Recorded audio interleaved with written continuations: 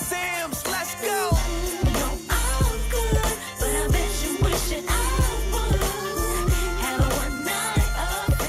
Hello, everyone. It's your girl Miracle Sims, and you're watching the GSL Talk Show. Tonight, we're going to be chatting with Mr. Robert. Hello, everyone. It's your girl Miracle Sims, and you're watching the GSL Talk Show. Tonight, we're going to be chatting with Mr. Rob Brown, and he is the founder of the Christian Business Alliance. So stay tuned. Yeah, it's a miracle, baby. Shot chill, Miracle Sims, let's go.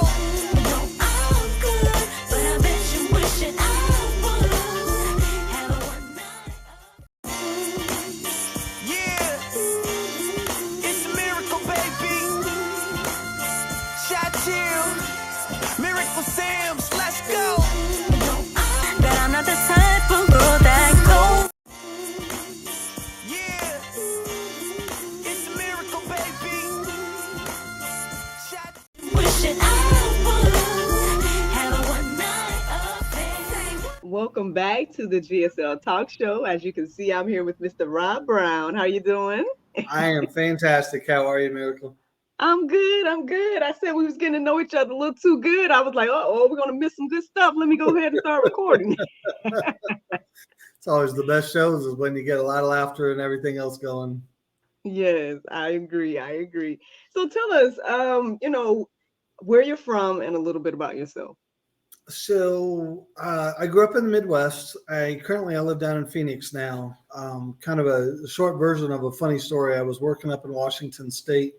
I come out of the hospitality world. That's my background. I started as a chef and I kind of moved to the front of the house and I did that forever. Mm. And I was working up at a resort up in Washington and I lost my job for praying with one of my employees. She came into the office and said, she was telling me some stuff that she was going on, personal stuff. And I said, can we pray together? And she said, yeah, I'd like that. And then next day I got called down to HR and let go. And I kind of laughed and I said, so I'm sitting there, I'm like, God, what next? Like, I'm ready to leave. I don't want to be up here anymore, but I'm a scuba diver. So my thought was I'm going to Florida, I want to go where there's water. Mm. And God's like, no, I'm going to send you to Phoenix. I said, dude, I don't know nobody in Phoenix. Ain't nobody in Phoenix. There's nothing for me. And I pick up the Bible and I was like, God, I'm looking through this and there ain't nobody in here that was happy when you sent them to the desert. So why are you sending me to the desert? Like, come on, man. Oh, goodness.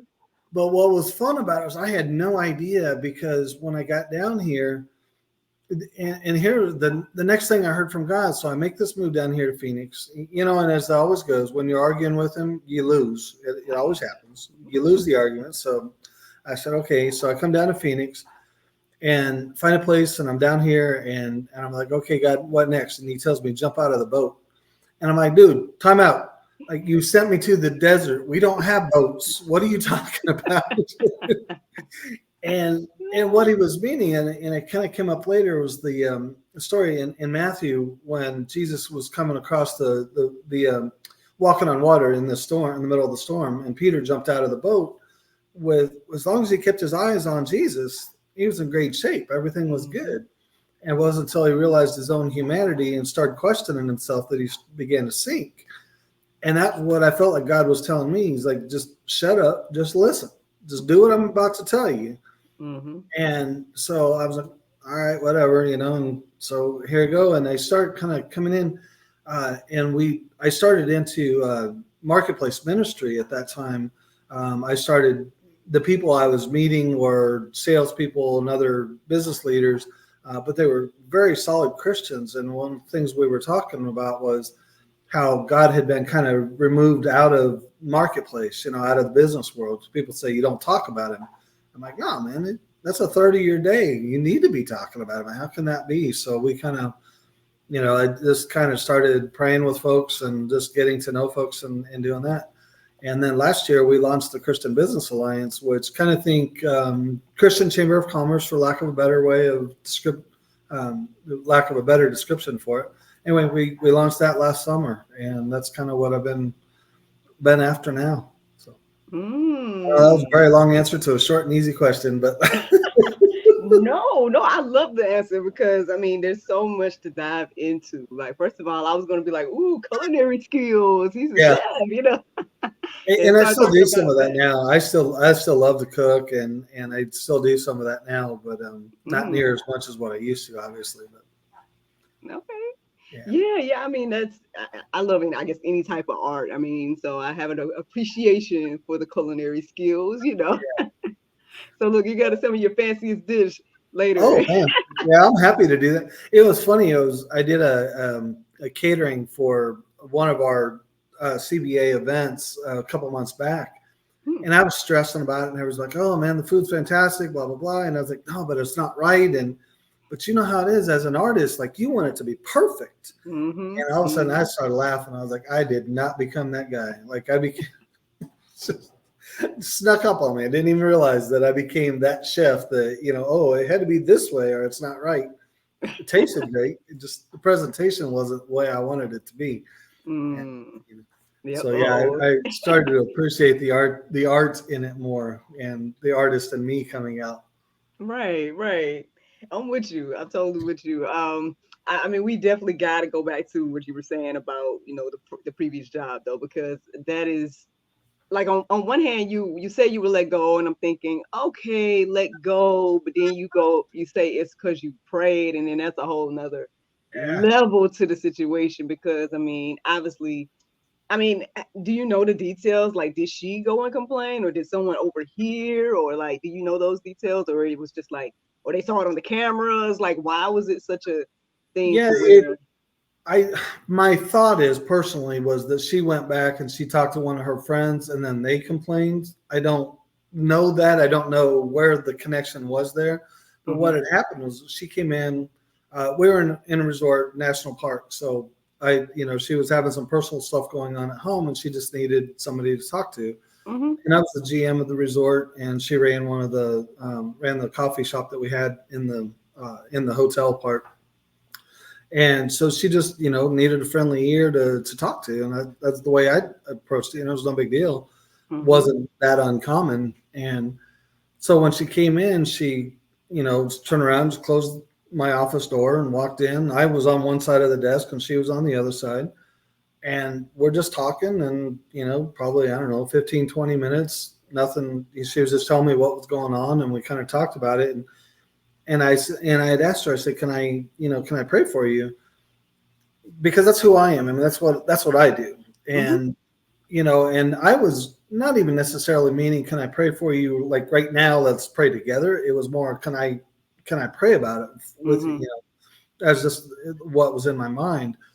And she's like, no, I like that. And then she reached up and she just reached across my desk and took hold of my hands, and just kind of held out her hands like this. And we, embraced and we prayed together. That was it. Hmm. Like nothing more out of it. I mean, Uh, I prayed for someone on, at work one time and stuff like that. And so, I mean, I didn't even think about, losing my job or yeah, anything. I guess you're just there for the person in the moment. And then it's just one of those things. That's why, I mean, I know entrepreneurship ain't for everybody, but I definitely appreciate the entrepreneurial side of myself because it's like at the end of the day, like we talked about earlier, like no one can tell me I can't sip my water on the show, or nobody can say you can't da da da or yeah. whatever, or you can't pray for nobody or whatever the case may be because it's my thing. Yeah, um, exactly. It's just what I do, and that's what God gave me. And that was what yeah. was interesting when we launched CBA. When we launched this, when the vision was kind of coming together, that's what God was really telling me. He's like, "This is what I want you to do, and I want you to encourage people, help them talk about servant leadership, talk about sharing their faith at work." And Mm-hmm. again, like I said, I argue with God a lot. I mean, I really do. So I lose every time, but I Mm-hmm. do argue with him. But but that was one of the conversations that I was having with him. I was like, God, you know that I just lost my job for praying with somebody, and now you want me to encourage others to do that. Mm-hmm. To, Mm-hmm. all right, yeah, we're gonna have a mess down here in Phoenix. Now I see why you sent me to the desert. So No, Yeah, but again, I love your transparency with that as well, because again, there's a lot of things where it's like God has you to do something. You're like, wow. I definitely had several moments like that. Matter of fact, I had one just the other morning, which is yeah, why again all this is so funny to me. Because I'm like, he had put some stuff on my heart and mind to talk. Well, at first I thought it was going to be my subject for the daily inspiration. I'm like, he just kept putting people on my heart and mind that I don't want to get too deep because we're trying to get to know you, right? But yeah, but long story short, I mean, I basically I've had some people that I guess either we've disconnected or they've ghosted me, things of that nature. And I'm like, Lord, why you keep bringing these people on my mind? I pray for them. Other than that, but we haven't had any connections since those interactions. yeah. And I'm like, I don't know what else you want me to do about it, because everybody got free will and they can do what they want to do. They don't have to be my friend, all these different types of stuff. Yeah. So you're saying you have those? I'm having those conversations too with God. Like, what do you want me to do? And it was so funny. Like I was going in the other morning. I was like, because this, that, and the other, and then this person and that person and this person. So I don't know what you want to do. And then I went to go listen to my daily the prayer meditation app that I listen to. And when it was talking about like I don't want to misquote exactly what it was, but it's kind of um like mercy over judgment or something like that. I'm like, Yeah. oh Lord, oh. So I come was like, on, really? Really? I was like, okay. I was like, but I wasn't trying to, I was just saying that, fine, like you say, you're not going to win. You're not going to win. But I love that he allows us, right, to ask the questions and have our moment. Me and my husband was laughing about the same thing a few days ago, where he was telling me about his situation, about how he's had those moments with God, and I was telling him about like one that I often talk about was when I was single, living on my own in Florida, and and I'm seeking the Lord, like, where's my husband, yeah, and all that stuff. Like, why is it? I'm ready for marriage now, and yeah. I just remember this one time I'm like yelling up at the ceiling, like, can't you let me in on anything? And Like, and then I I've found the asked the same spirit. The question. answer was no, and Yeah, I'm like, man. And then and then I I've felt asked, like his question to me was like, you feel better now? I'm like, yeah. yeah, No, yeah. but I gotta deal with it. So I'm single. I get the same question. I'm like, dude, can you just like, show me a picture of her? Show me who. Like, so I, at least I know Maybe look, is this why he put what's. you in my path? Oh, do I need to see my book? And that's why I laugh. I'm like, well, at least let me know, because how do I know I didn't walk by her sometime at the grocery store? You know what I'm saying? It's like show me who she is, so I know, like, oh, that's her. So I need to go talk to her. I Man, said, that is so great. Okay, now with you being on the other end as a man, like it's a little different, I guess, for you. Like for me, I was the one always looking, like you just said. I was like, everybody was a possibility until proven not, right? So, and then people was telling me back in those days, that I call it the cultivation period. yeah, So yeah, back in that particular time in my life, when I was really seeking God, like, why is this happening? Whatever the case is, he sent some people to speak into my life, right? And some of them was like, when you stop looking, it's gonna happen. And I'm like, what do you mean? Because I was always looking. So, but when in a little, it was like a little split second I stopped looking. I'm talking about like for real. Like I had said to myself, even okay, long story short, even after I went through that journey of like knowing that okay, I need to lay down certain things. I need to, prepare for marriage. All the different things I was going through my little journey. I yeah, still was like, ended up in basically a relationship that wasn't it basically, and stuff like that. And then after that situation, I was like, you know what? I'll try love again next year. I just need to get yeah. back to the way I used to be, right? I'm like, I need to get back to, having my own place again. And, I'm just thinking in my head, like, and in that split second, when I'm talking about like the same day, Oh, really? the Wow, same day as when I met my husband. that's funny. Like right after I had said, like, you know what, I'll try love again next year, man. Yeah, I just need to get back I need to focused, get back to pause. Hit being, pause. my single self, get back closer to the Lord. Like I'm saying all this stuff. And then like drove to my friend's place because my friends let me stay with them for a while. Drove to my friend's place, getting my stuff out. And guess who helps me take my stuff to my friend's place. Your husband. That's how we met. That's cool. That little split second, the people told me if you stop looking, and then the one little time I'm like, I'm not gonna look no more. I'm gonna give love a try next year. That if that's the case, then because I quit looking a couple of years ago, and so I think I met But her you at the can't grocery get no. store. You say he who finds a wife, so it's different for you.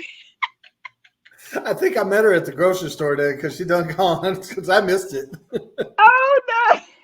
Not, but that's what I was gonna say is like, so as the woman, I guess I was supposed to stop looking, but you, I don't know, is it different or not? But as a man, Yeah, I don't know, and that's the thing is, I just believe that I know that I'm divorced a couple times, so it's like okay, and it's been 12 years since 12 years since my second divorce, and it was just like okay, well, it is what it is. I'm just going to live, and then particularly since I got here to Arizona, it's been like, okay, God, I know I recognize the fact that you got me on another path, but at some point, can we pause this so that you can bring somebody to me?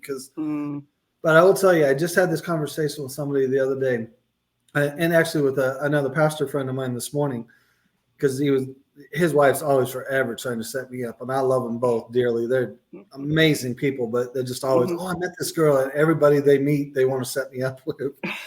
So, yeah, but that's always my question. I said, how is she on fire for Jesus? And of course, they always ask you yes, or they say otherwise no. I was like, no, but she's got to be like bat crap crazy and on fire for Jesus, because what we do in serving him and all the stuff that we do with CBA, with the podcast, with all the stuff that we do, like they've got to understand that takes a different level of love and commitment and stuff like that. Like when you get beat up all day long, I mean, not literally beat up, but folks are coming at you and all this kind of stuff. And to take that, and we only do that because we love Jesus so much. And because it's our desire to serve and to serve the kingdom. But man, she's got to be nuts. I'm with you though. You definitely want to marry the right person, because even everything people see me doing or whatever is because I have the support of my husband. Like he's like encouraged me, inspired me, like pushed me. Like the reason that people got daily inspiration is because he was the one that was like, I was sitting here thinking, well, okay, I'll do this podcast thing. I usually tell people this story all the time about what happened. So long story short, sorry to people who've seen this before and heard me tell this story. I'm letting him know. I'm letting Mr. Rob know. So what happened was, what got me to go ahead and put GSL out was 2020. Around that time, I felt, I was already working towards it. I thought it was going to be this like talk show, like The Real, like I always talk about ladies with their glasses talking. I thought that's what GSL was going to be. And lo and behold, and I was getting stuff done. I was like, okay, let me get the logo done. I was in pieces trying to get to this point where I would finally start filming and doing it. It was going to be, I guess, an in-person experience. I thought we was going to have an audience, all this different type of stuff. And then lo and behold, pandemic. We know that happened in 2020. Yeah. So then eventually my husband had said to me back in 2019, because I told him, I was like, man, I need to get this GSL idea out. I just keep feeling like I need to get it out. Maybe I'll just make it a blog. I'll just write, my thoughts down or something. He's like, you should do a podcast. And I was like, oh, you just do this to me all the time. Like every time I tell you one thing, you give me a whole nother thing to do. Because it's like he'll say one little thing and it inspires this whole wheel of, a bunch of stuff. So I'm like, oh man, I just said I'm gonna do a blog. Now you're talking about a podcast. Oh God, and I kind of brush it to the side, right? And then 2020 it comes back around again. I'm at the point where obviously can't do nothing, can't go nowhere and do anything. And the idea about podcast came back around. And I'm like, well, what should I do or talk about, And so God reminded me that he's been telling me for years, you need to study more, you need to pray more, you need to da-da-da. And I'm like, read the Bible verse of the day and be like, I did it, And, and so what happened was that basically around that time I started looking to like, well, what is it going to take for me to make a podcast? And so I found this app and I was like, okay, it's easy as download an app. I guess, I could do this from home, different stuff like that. And then I started thinking about like, what should I talk about every day, or like, or what should I talk about? Because I didn't know if I was going to do it every day. I was like, how often should I do this podcast? And maybe once a week, once a month. He gonna say, well, successful people do it every day. And I'm like, what do you mean every day? Like, what would I even talk about? See how he do me? You see? Yeah. I said I'm gonna do the podcast, now I gotta do it every day. I'm like, what would I even talk about every day? So I'm praying and stuff like that. And God had gave me the name, the Juice Your Daily Dose of Inspiration. And I'm still seeking the Lord, like, well, how often should I do it? Yeah, daily doses of health. My mentor says, well, it's in the name, the daily dose. I said, daily, every day, oh Lord. And so, but when I kicked it off April 1st, 2020, ironically. I kicked it off then Monday through Saturday. I said I'm gonna do break on Sunday because get that Sabbath in. Getting their own inspiration so I can get replenished so I can do it every day. But when it's been like, that was the first domino. It was like the first domino falling into like all of my other dreams and stuff. Like a few months into doing daily inspiration, I finally kicked off the what we're doing now, the talk show. So I got an opportunity to do that weekly for another network, but then I just was like, I'm gonna stop paying y'all and just put it on YouTube. Yeah. So so then so I got the opportunity to do that, and that got me in the habit of making a weekly show. And then I want to say a year into doing that, my husband, he think I'm superwoman, y'all. But so when I got the opportunity to do the show, he's like, you should just. I guess he was like, you can edit it and everything, because I had some skills, but I'm like, listen, look, if I'm gonna do everything. Yeah, I'm like, if I'm gonna host, if I'm gonna do this and that, I'm gonna at least get somebody else to edit it, because I can't, like, can I get some help? Oh, yes. And then lo and behold, that was the best decision, right? Getting some help, because then next thing I know, a year after I had got this guy to help me, just found somebody on Fiverr, a guy in Pakistan. It's so like, this is so deep though, because it's like I kept trying to build a team here where I'm at in Georgia, and it just wouldn't happen. And then lo and behold, like, God has put these people that are around the world. The guy in Pakistan, I have a virtual assistant now that's in Kenya. I'm like, oh, my dream team is international. Got it, but I'm thinking that I'm trying to get stuff happening where I'm at, and that's not what the Lord wanted at all. So now it brought me to being able to do this type of thing, to where, having these amazing conversations with you amazing people. Like, I wouldn't have met you guys no other way. And so I guess I say all that to say the right person, right, will enhance, right, what you have going on, and hopefully won't hinder it and stuff like that. And so, if you don't want to talk about this side, because I don't know if you came to, but you did mention you've been married before. Yeah, no, I did. That was. You want to tell us what happened with those situations, or is that? Man. That would be. He's like, I just came to talk about the business alliance. I didn't care. Yeah. Man, I told you the Holy Spirit going to take the conversation where He's going to take it, so it's all good. It's your show, and I'll answer anything. Now, first short version of the end of the first marriage, I was far from a perfect husband. It wasn't a great thing anyway. But I will tell you, it's kind of an interesting story, because it led me into what I'm doing now. I'd accepted Jesus in January of 2001. Mm-hmm. A couple months later, I came back home that night, and I was so fired up. I had no idea what it meant, but I was so fired up. I was like, man, I prayed, I accepted Jesus, and this is what's going on. And she literally like met me at the door with a baseball bat, ready to bop me over the head. I shouldn't say literally, but but spiritually, yeah. Just spiritually, she was just beating on me nonstop. And I was like, what in the world's going on? And I was like, I didn't understand it. Well, a couple months later, she tells me she wants a divorce.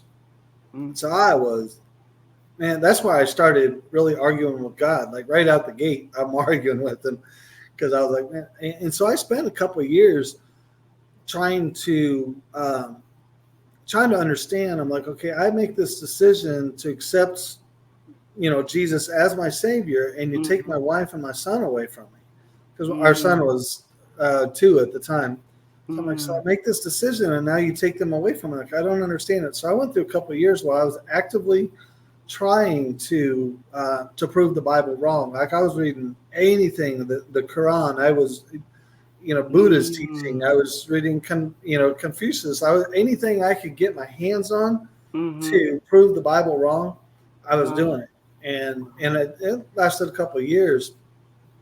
And it was what was interesting about it was the harder I tried to prove the Bible wrong, the more I proved it right. Mm. And I was getting mad, and I would get more mad, and I get more frustrated. I want to read more because I'm like, this can't be right. This cannot be right. And Mm-hmm. finally, so there's probably it's not a very Christian thing, and I'm not proud of it, but it's part of my story. But Mm-hmm. so a couple of years goes by, I'm living. We're long since divorced and everything else, and I'm living in Texas at the time. And I was going to a bar that was just down the road from the apartment where I lived at. And so I went in there one night and was just, hanging out. It was a Saturday night and was just had a few drinks. And I met a lady that was there that I had never met at the bar before. I met her, and I ended up coming back to her place which was a little bit farther down, but I rode back with her. So anyway, I had to.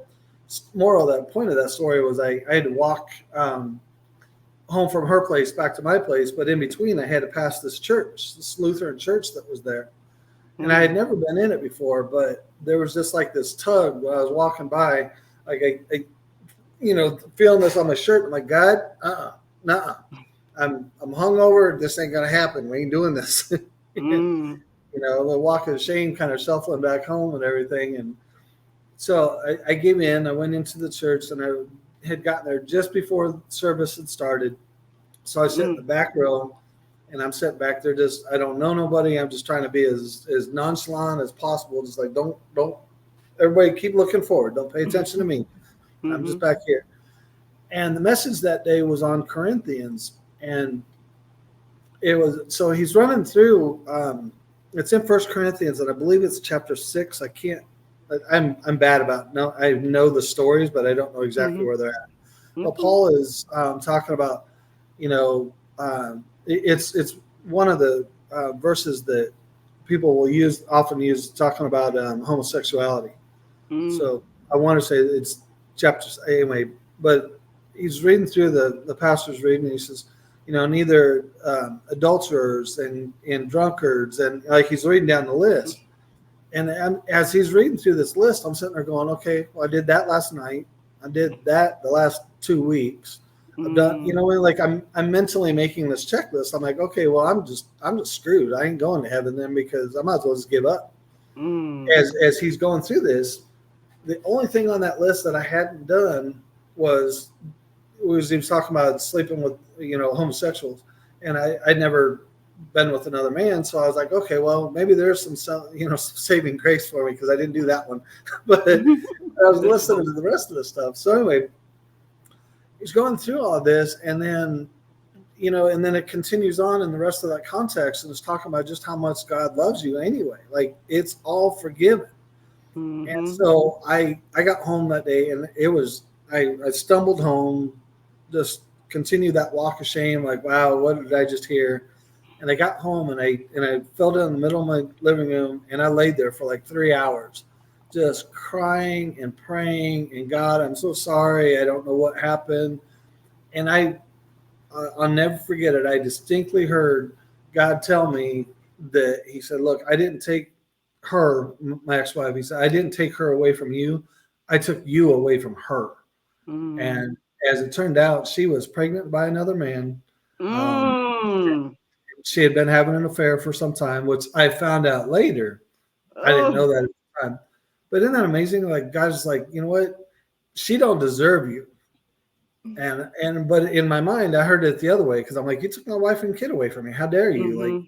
and he's like, Mm-hmm. no, no, no. It's the other way around. I took you away from them, from her, because my son and I are still close. But Mm-hmm.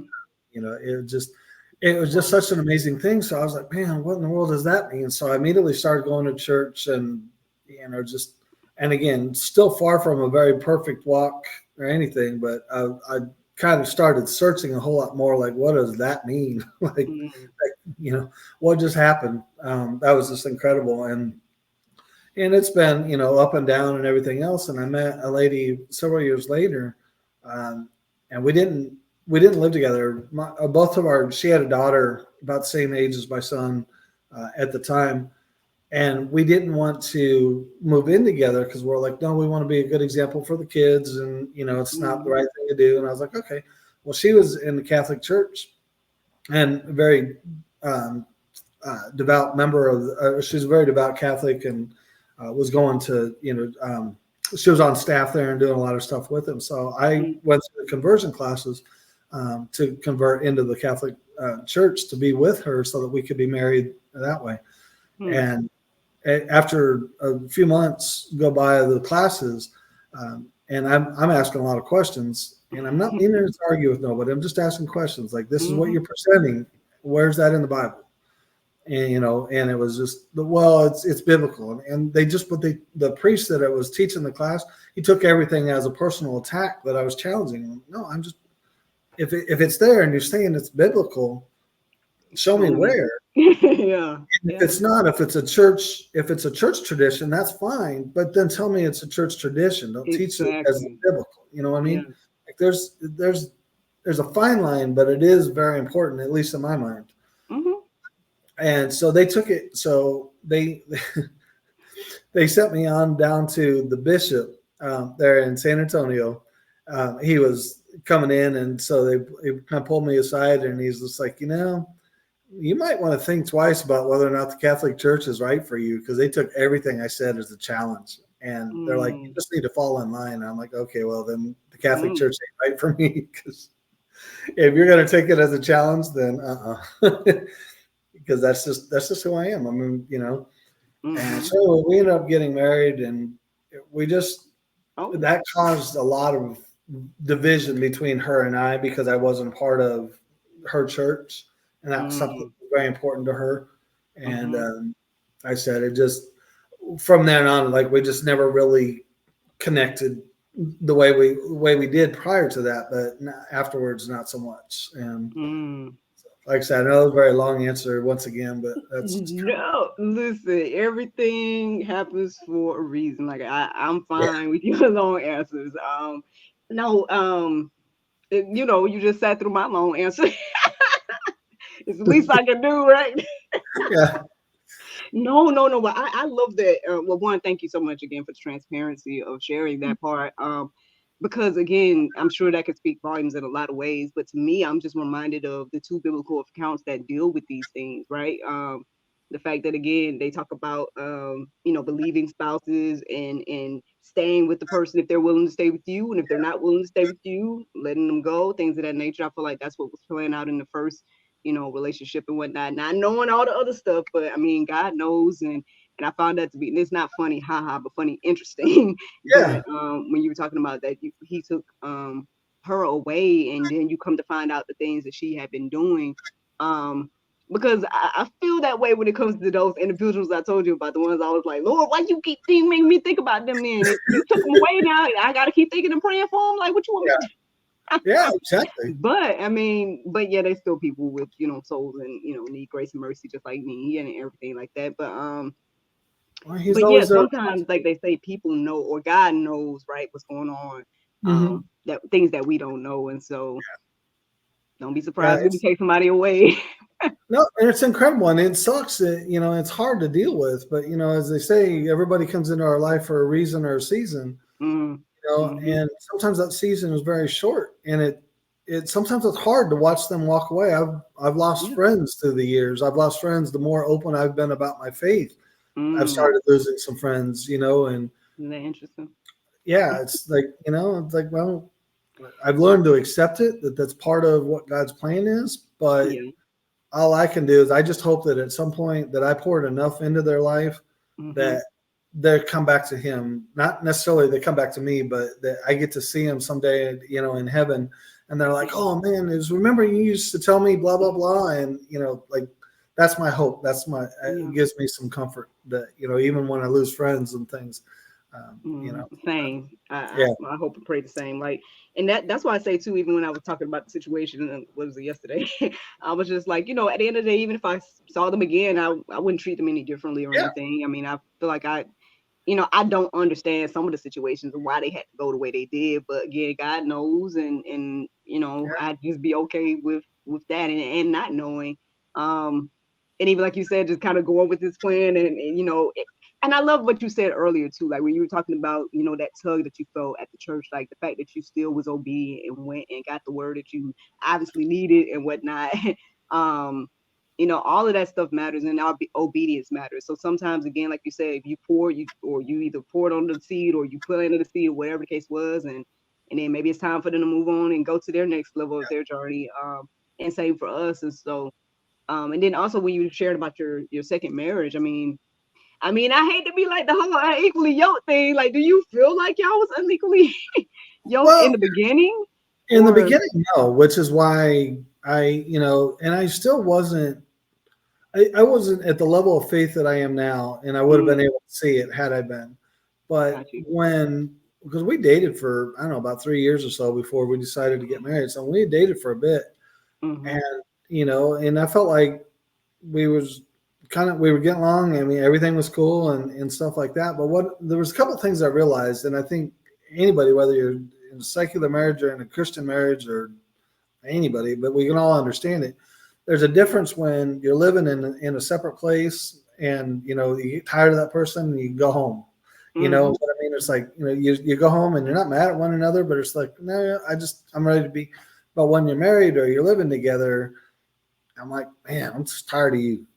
I go back to the room, back of the house without upsetting you, But that's why Mm-hmm. guys build man caves and stuff like that. We find other things to pour ourselves into, and I did. I play golf and I do a lot of different things, so I found other things to do. But and at the time I didn't see it as that, but with that division already there happening with the church, it just really and I laugh about it now, and it's again, it's kind of a funny haha and a funny irony kind of thing. Is I think that was the quickest annulment in Catholic Church history.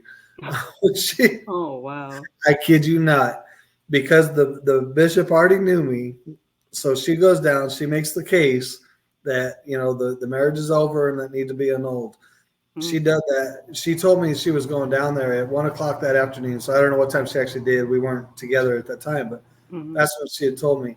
By 5 o'clock that afternoon, I had somebody knocking on my door with legal papers, Wow. and the Wow. annulment was attached, and the notification for divorce was already there. I did within 4 hours. So in my mind, I'm just like, that bishop's like, oh yeah, get him out of here. Right, like that. You know what I mean? I'm surprised. So, did you get married under that ministry? That was, or did y'all marry somewhere else? Because, Yeah, we ended up having to marry somewhere else because the oh, Catholic Church wouldn't marry us, yeah. since I wasn't a member. We couldn't get married there, so we found another place to go there in town. It was a beautiful wedding, great friends, and I mean, it was a great time. I thought, even then, I thought it was going to be okay, but Yeah. when we moved in together after we got married, and the problems started presenting themselves, and we didn't, because of that division there, we didn't have God to be able to come back to kind of Mm, turn it to Him, and that was the thing I think that taught me now going forward, that if and when I ever get married again, God will continue to be the center of everything that we do. mm, We have to pray yes. together.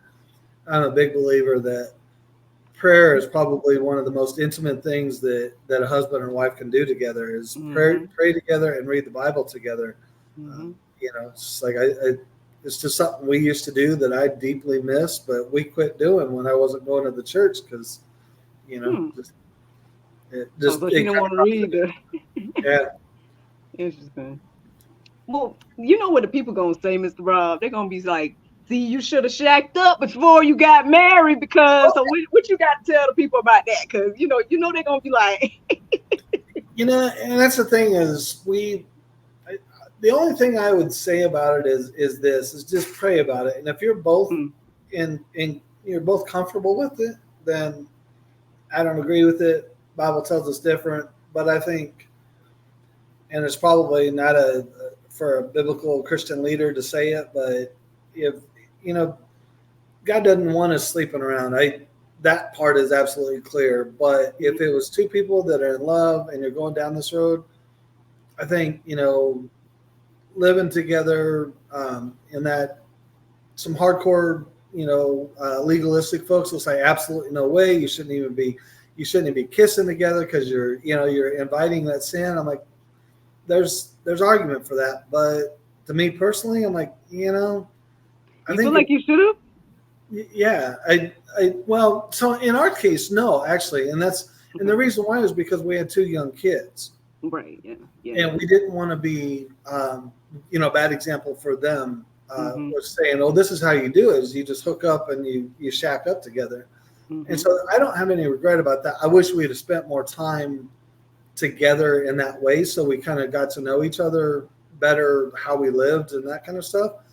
But Do you think it was like a marriage counseling thing that could have, like, maybe if y'all do that type of stuff? she didn't want any part of it. I told them, and when they get tired of me, they boot my ass to the curb. Oh no. Red flags, red flags. Yeah. You didn't see these red flags, Mr. Brown. Yeah. When the bishop got tired of me, she was tired of me too. So Wow. But she still wanted to marry you. Okay. Yeah. Anyway. And, Well, and look. it's funny. Like I said, you know how you could kind of go back and you could have, should have, would have, everything. But Yeah. I wish we would have been able to go to counseling. I think we could have made it work and, stuff like that. I just think there was something more there.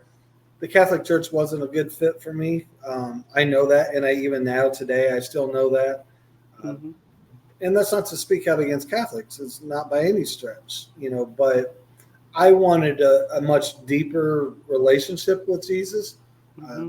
Even at the time, I didn't even really know that's what I wanted, but that was what I was called into. And that's where, because obviously God had me kind of going down the path towards, ministry and doing what I do now. Mm-hmm. I didn't know it at the time, but he, that's not what the Catholic Church promotes or even encourages. They don't talk a lot about that because everything is run through the priest or through church leadership before you get to Jesus. And again, to me, I'm like, no, I don't need you because I can just go straight to him. Mm-hmm. Mm-hmm. And I get it. It's always great to have somebody you can trust. And I have a pastor now that, I love him dearly. He's one of my closest friends, and we just talk and I can be open with him and stuff. But but I don't know, it's a little different context. I don't need him to go pray for me and to offer me forgiveness. So that's it. Yeah, there's definitely a difference between, counsel and wise counsel, things of that nature. Someone to hold you accountable, things like that, versus saying you can't go to God like except through me. Like that was Jesus. He's the one that said that there. And it's so interesting that we don't want to accept that for some reason. I'm like, what do we think? What else do we think that means? That means there's no other options. Like, I think I got to be the one to tell you, but I mean, try to understand like why we keep getting different like interpretations of what it's saying. Like, what else could it be saying? Yeah, to me, and I laugh at this all the time because I often see. I told you I argue with Jesus. I argue with God a lot, and it's just but I argue with my parents a lot too. It's the same kind of thing, because they accept it as a loving, like I understand and I accept the fact of what they're saying is coming from a loving place. They might not always be right, or I might not always agree with it, but that's where it's coming from. But at the end of the day, like I always have this vision in my head of Jesus sitting there pointing to the holes in his hands, going, "Dude, seriously, is there any other question? Look what I did for you. Like, come on." I'm like, all right, you win. I can't beat that. You would be good. Like I've been so there's a couple of things on my heart and mind that I haven't done yet, but I wanted to do. Because I guess someone told me that I find the humor in things. And so I've noticed that, like, for example, even as I was reading the Bible, like I was laughing at that whole encounter with Elijah and with the other, with the prophets and stuff like that. Like that's one of the most comedic things. I could just really see that playing out. And I guess I don't know if it's the artist theatrical side of me, but I would love to like capture even things that Jesus said too. Like, that was that whole little series that people was doing. They called Ish, people say. I wanted to do the things that Jesus said but like, and really tap into, because I'm just imagining the humor of, those moments where he's like, how long do I got to be with you? Like, you still don't know what I'm talking about. Like, are you done? I said plainly that I'm dying. You ain't that. I just said. I need a man to do it because I can't do it. I feel like it would be blasphemous if I was to play the role. That So, probably will be, but that's the thing though, is it's like the show The Chosen. I love it Mhm. because I love that they gave Jesus a sense of humor, the guy that plays Jesus. yeah. I love when he throws those little one-liners in there, those little questions, and he'll say something. I'm just like, man, because I'm like you, like I think that's the way Jesus, but he talks to every one of us the way we need to be talked to. You know what I'm saying? And Mhm. it's because one of the things I learned early on was he meets us where we're at. Mhm. And the way I needed to be talked to 20 years ago when I accepted Christ is a whole lot different than the way I need to be talked to right now. Mhm. And so no matter what we do, and that's one thing I've really come to learn in ministry and leadership, is no matter what we do, we're going to piss somebody off. You know what I mean? I grew up in a trailer Mhm. park. I joined the Army, and I worked in hospitality for 30 years. I will drop F-bombs like there, especially when I've had a couple drinks. Like, I don't mean to, but that's kind of my thing. It's so ingrained in me that I don't. Usually I can stop it, but now and then, like they come out, and I'm like, "Oop, didn't mean to say that." Mhm. And I'll even say it from the stage sometimes. Like I've been up there, and I didn't mean to say that. Not now. Mhm. And then it upsets people, and I get it. But I'm like, you know what? When the day comes, and I'm checking into, and I'm standing at Heaven Gate, and Peter says, "Oh man, we only allow 300 F-bombs in a course of a month, and you said 301." Mm. I'm going to have a few F-bombs to say as I'm walking back away. Like, Oh no. Oh goodness. it'll be a At least you're keeping it real with yourself, and not to it's pull the old God knows your heart thing, but that's what I kind of laugh. I'm like, God knows me. He knows how I am. Now, if it's out of character, and I'm not trying to justify it, I'm not trying to say it's right. We need to minimize that, and I do. I've cut that part out of my life a lot. But if I've had a couple of drinks, and not that I drink often, but if I've had a couple of glasses of wine or something, Mhm. and and especially when you get around good friends, they come out when you're having a conversation, and you start telling stories that people will sit there going, oh my. I'm like, sorry. Yeah, well, well, I That's guess what's- again, that's why I try to make I guess, a safe space for people to just come and just let's be Yeah. real about the ups and downs of walking this thing out. And I think you Yeah. just explained a thing that we need to remember. Again, the Bible tells us, such as some of us, the things that we're looking at somebody else and saying that, oh, you need to be this or be that, and then I think another thing that God was reminding me of, I feel like over the past few months, is that we're never going to be perfect. Like we cannot reach that. That's the whole point. That's Yeah. why he had to do what he did, because we could not achieve the perfection needed or necessary to be in his presence. Basically, is my understanding. And so, again, like, I mean, yes, he's gonna hold us accountable, right? What you say, and all those different things. Like, yes, as a leader, you're held to another standard and things of that nature, and stuff like that.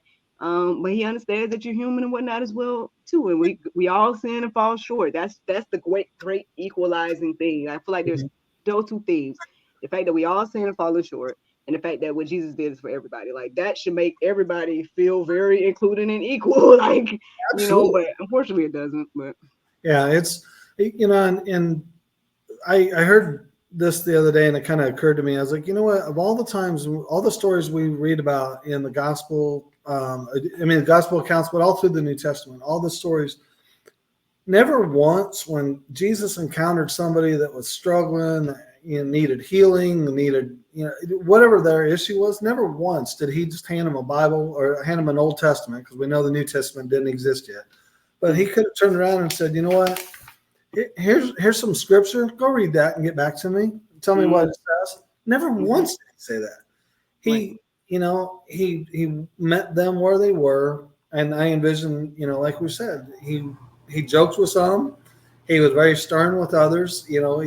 But he built that relationship with them instantly, and that's what it was, and that's what I feel like he really calls on us to do. So, like with you and your audience, obviously it's been a very casual conversation, and it's been really cool, and it's been fun. That's what I try to do on my show the same way. Is I try to just keep it very light. it's a serious subject, but Mm-hmm. somebody wants a very legalistic, we don't drink, we don't cuss, we don't do this kind of stuff. That's cool. There's a church out there somewhere for you, but Mm-hmm. you probably won't find me in it unless God directs me there. But you know what I'm saying? It's like that's just not. It's not for me. I'm the Crowder worship music, like the band Crowder. I mean, Mm. it's very quick, very fast, loud. But I grew up listening to Van Halen and the old hair bands and all that kind of stuff back in the day. Mm.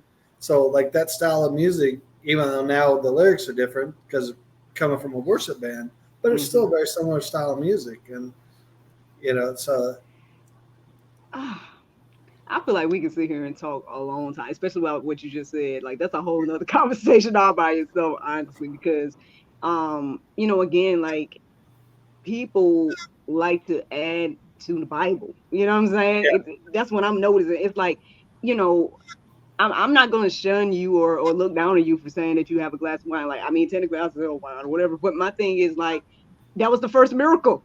yeah, Okay, like if it was supposed to be like, oh, why am I?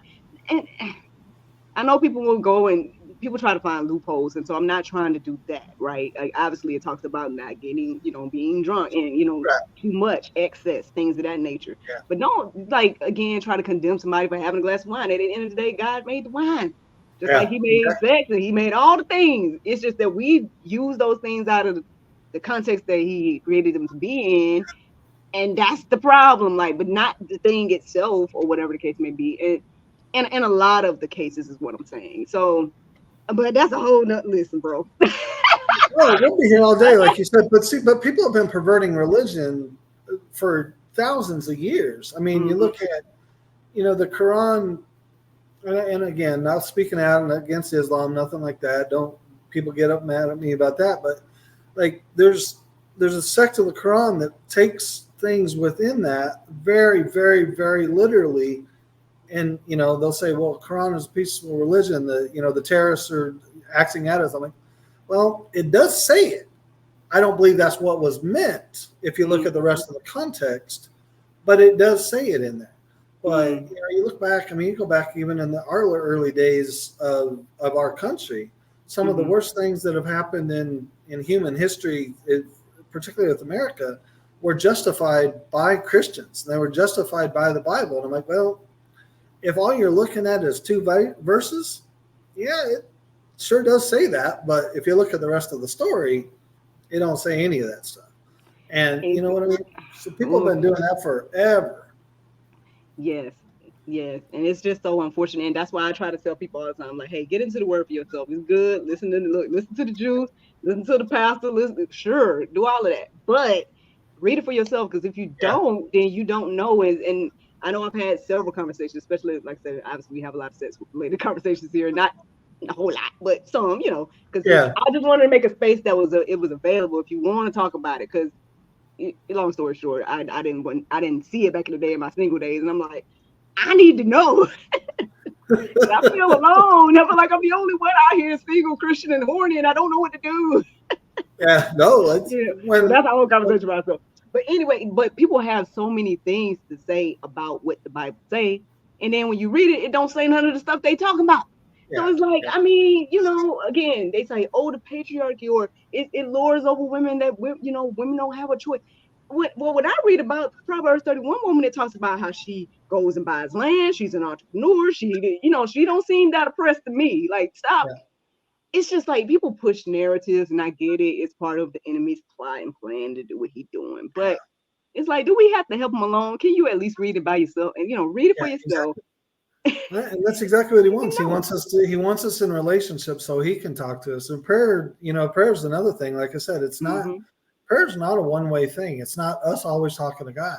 And Mm-hmm. and I tell people that all the time. I know it's hard, and there's sometimes God don't answer, but shut up and listen because He Mm-hmm. will answer you. Sometimes not answering is the answer, Mm-hmm. but He will answer you. And so I mean, I love that you say that. I mean, Jesus. I just had this conversation a couple of days ago about the patriarchy and everything, and I was like, yeah, but when you go fast forward to the New Testament, it's like you're talking about a civilization that was 2,000 years ago, And like you said, there was some very prominent women in the Old Testament, but when Jesus had the apostles, they weren't named apostles. There was a lot of women that held some very prominent roles as teachers, as you know what I mean, teachers and witnesses. They were driving out demons. There's a lot of women that held very prominent roles. So don't tell me it was a patriarchal society. It just wasn't. It's just. I get it, and it's like you said, There's it's the so enemy's. much because it's like again, I get it. I don't have as a woman, I don't have no problem with what the Bible tells me about what leadership should look like and all that type of stuff. We see, look. I wish Adam had a little bit more backbone to say, get a stick. We ain't eating this thing. Like maybe things would be different for us right now. You know what I'm saying? So he's got the as a result of this. Because this is what it looks like now, and we seeing it play out, and then we're like, ooh, why? Well, it already tells us why. That's why. Yeah, exactly. But even with that, we still have some. Now I don't feel like it's so funny. I'm like, I don't feel like I have control over my husband or whatever. Sometimes I wish he would listen to me quicker and more and stuff like that. But at the same time, sometimes I'm we're like, just. huh?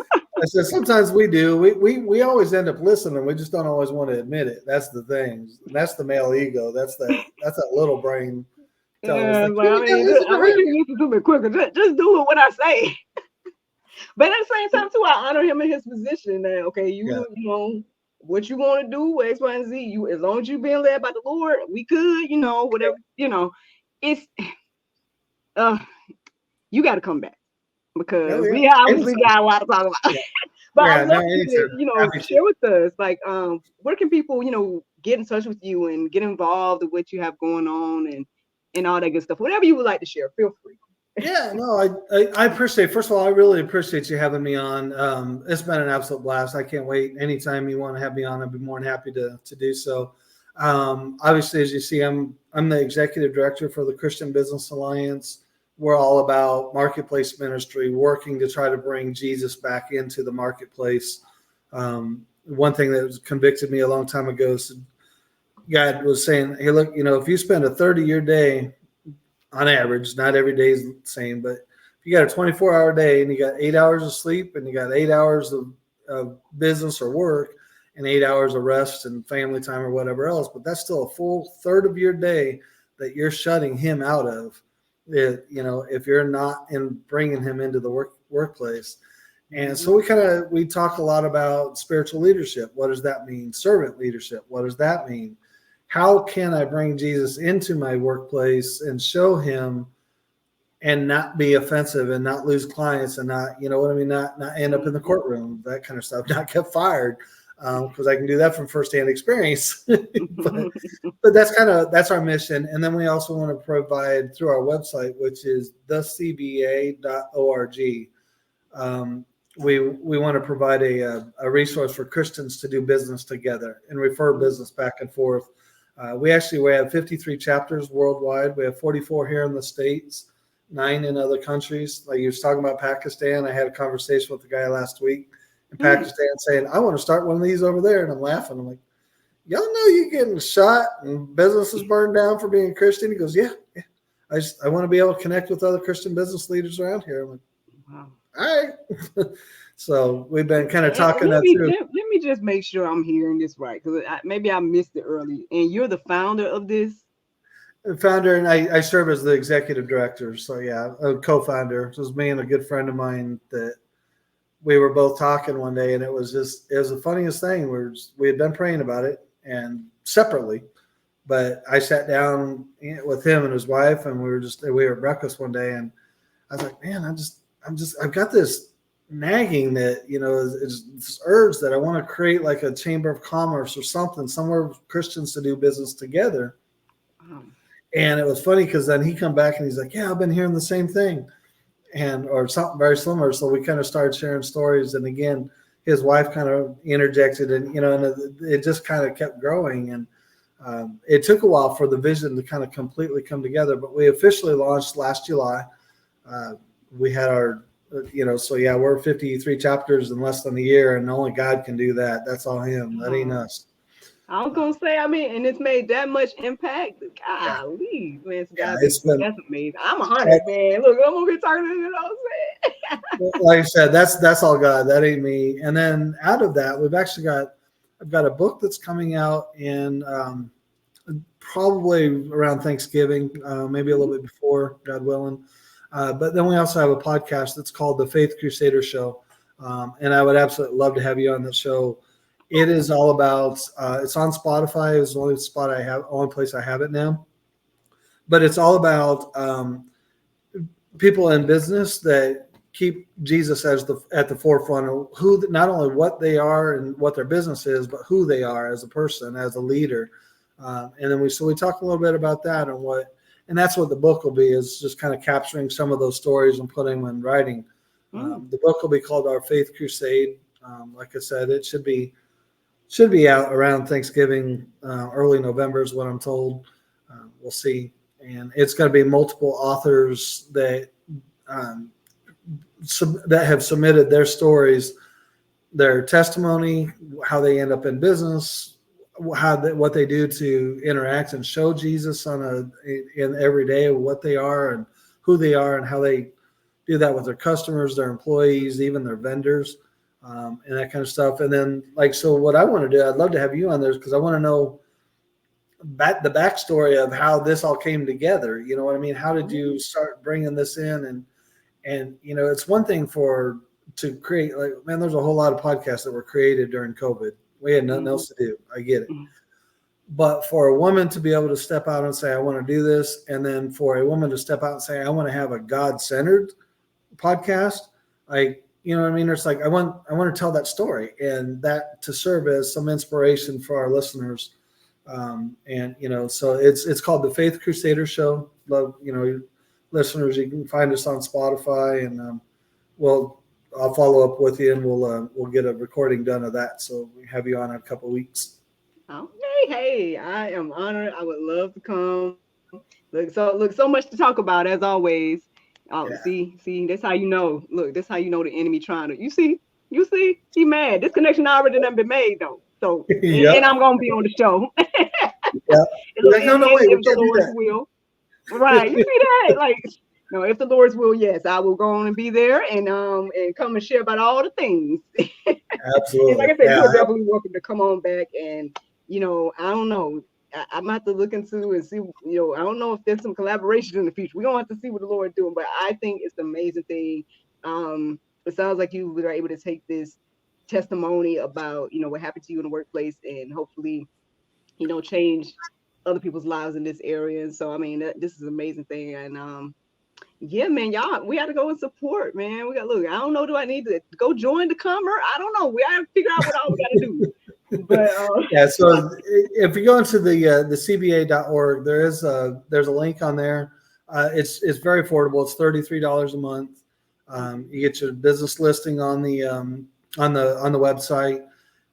It will be, and it's not there yet, but it'll be searchable by industry and by location. So if you're in Nashville, Tennessee, and you're looking for a Christian dentist, and I know this because we just had one join, but you'll be able to click and find, by category and then by city, whatever you're looking for. And so it'll be really kind of cool to be able to do that. Like I said, it's not there now, but that was kind of phase 2 of the growth, and it happened a little faster than what we thought. We didn't anticipate. We said when we hit 50 chapters, then we'll start putting the directory together and really making this, because we really wanted to do everything we could to make it easy for people to buy from other Christians. And listen, I'm sure that's gonna. I've been saying this lately. Look, I guess I'm gonna stop joking about. I say I'm not a prophet, but I feel like God be giving me. I don't know. Maybe I'm a watchman. He's showing me some stuff, yeah. and I'm like, I have been feeling like this will be important at some point. Like I don't know if it's like we're gonna have to just connect and say, hey, I got the corn, you got some beans over there. I don't know what it's gonna look like. I don't know, but I think we do need to get more serious about coming together as believers and and doing business together and all these different type of things. I know they say ain't gonna be too much to do when the Antichrist come. I mean, all that, no buying, no selling, or whatever. So I mean, I don't know how all that's We're gonna have to be able to.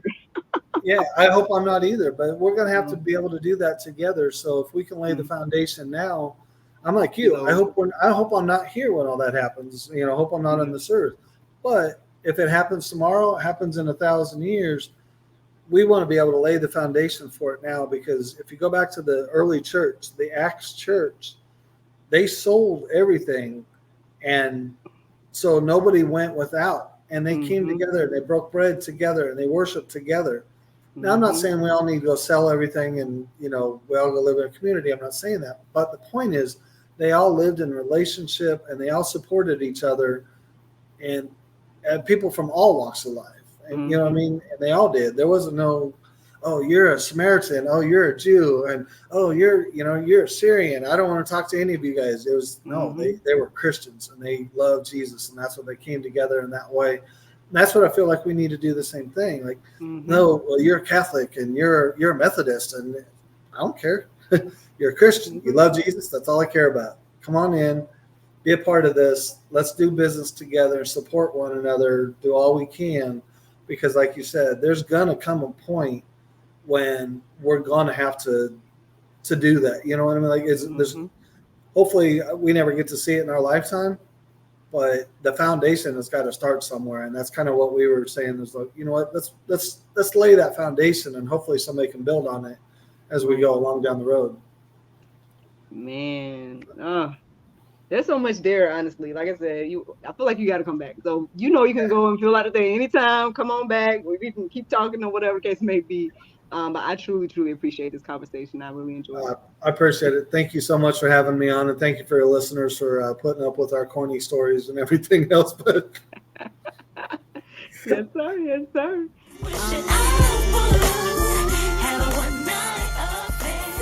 Thank you so much for watching the GSL Talk Show, and thank you to Mr. Rob for joining us tonight. Don't forget to like, subscribe, and share, and check out Mr. Rob and the Christian Business Alliance. Good night.